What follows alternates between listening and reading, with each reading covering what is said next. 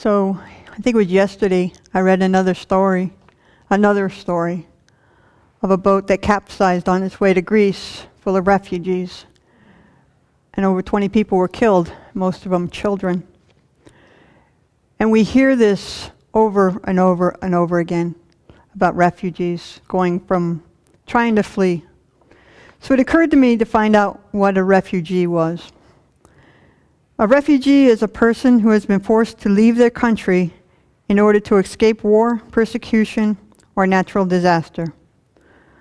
Or a person who is outside their home country because they have suffered or feared persecution on account of race, religion, nationality, or political opinion, because they are members of a persecuted social category of persons, or because they are fleeing war.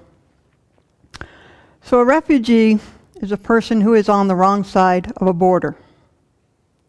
So what is a border?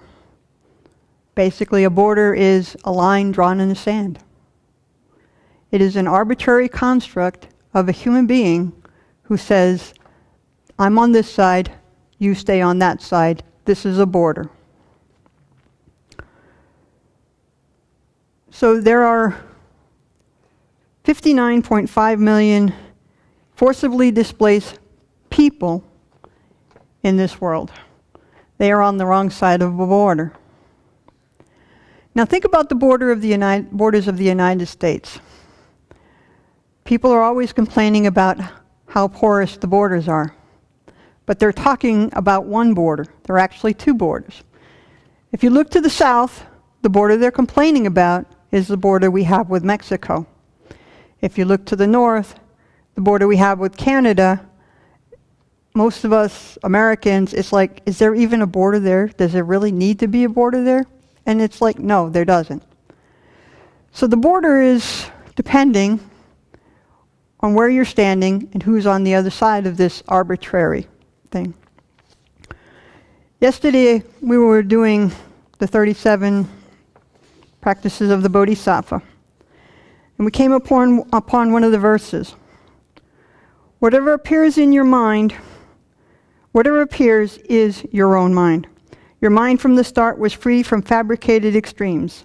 Understanding this, do not take to mind inherent signs of subject and object. This is the practice of a bodhisattva. Borders exist only in our mind. We need to get rid of borders.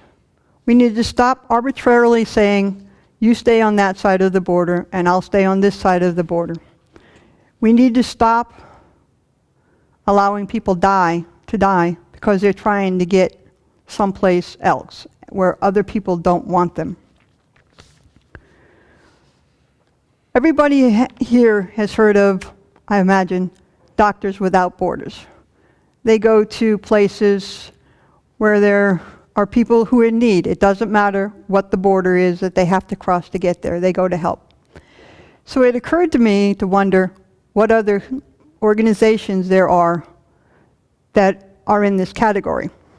And what I found was this: Doctors Without Borders, Teachers Without Borders, Clowns Without Borders, Reporters Without Borders, Engineers Without Borders, Translators Without Borders, Libraries Without Borders, Nurses Without Borders, Lawyers Without Borders, Veterinarians Without Borders, Chemists Without Borders, Charity Without Borders, Lifeguards Without Borders, Music Without Borders, Science Without Borders, Scientists Without Borders, and there are hundreds others.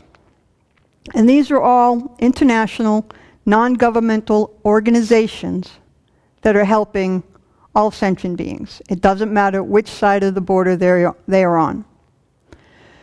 Since a border is an arbitrary line drawn in the sand, and it doesn't inherently exist, we have to ask ourselves, what borders am I putting up that prevent me from following the teachings of the Buddha, from reaching out to all sentient beings, and helping us to become what we know we can become?